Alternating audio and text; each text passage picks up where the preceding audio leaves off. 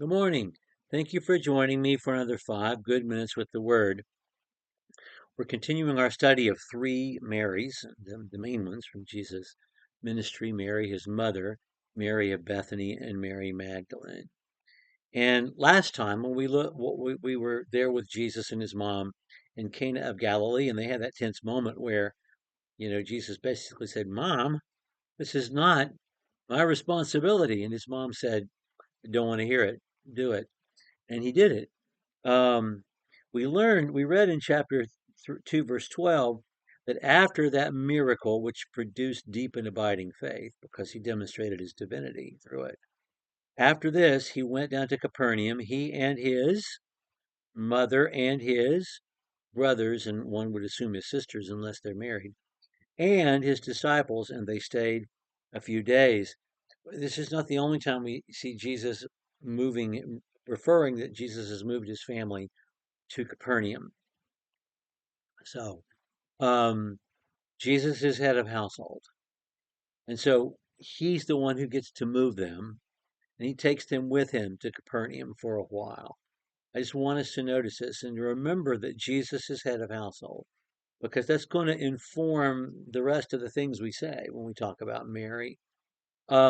This tension that she has with his public ministry reaches a near breaking point in Mark chapter 3.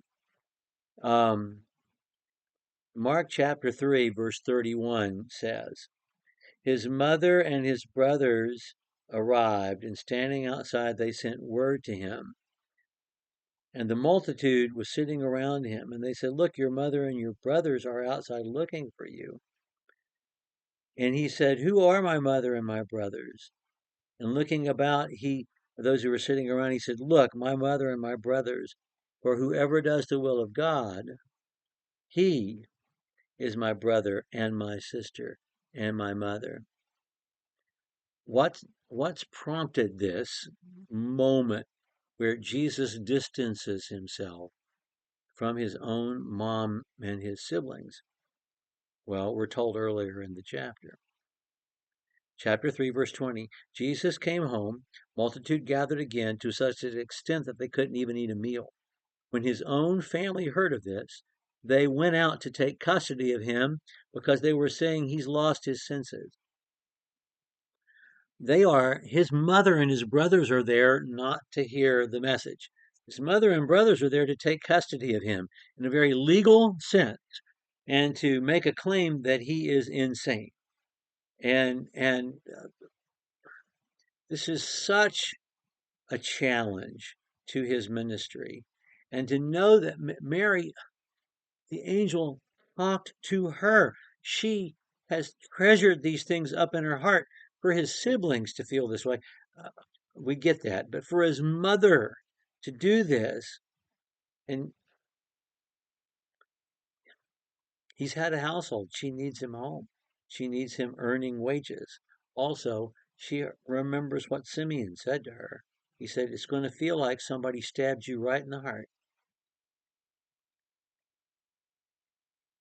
And maybe she cannot abide to think that this is where events are leading, that her son will be killed, will be executed. I don't know. But this is where we are. And this is where we will be for a while. John chapter 7 tells us, this is verses 1 through 5, that Jesus' own brothers don't believe in him, and that they just are so sarcastic and negative about the fact that he has disciples at all. And they know the Jews want to kill him in Jerusalem. And when it comes time of the feast, they say, "Why aren't you going?" You know, somebody's a prophet and they've got a following that'll be there. Why don't you go? Why don't you go to Jerusalem where they want to kill you? It's cold. It's really cold. And that's the way his family feels for a while. And that's what we have right now. Um, I'm an oldest brother. I've never had my brother treat me this way, but I get that younger brothers, I don't know, may resent older brothers or may disrespect their older brothers, or I understand the tension between brothers, although my brother and I don't have a relationship like that at all. But I get it. Um, but for his mom, for her to be party to this, that's just hard. But there she is. She left the house, James and Jude, to go take custody of him in a legal sense and to have him declared insane. That's what she did. Okay. Um, when Jesus does go to the cross, she's going to be there, and we're going to look at that. John chapter 19 next time. Thank you for joining me for another 5 good minutes with the Word.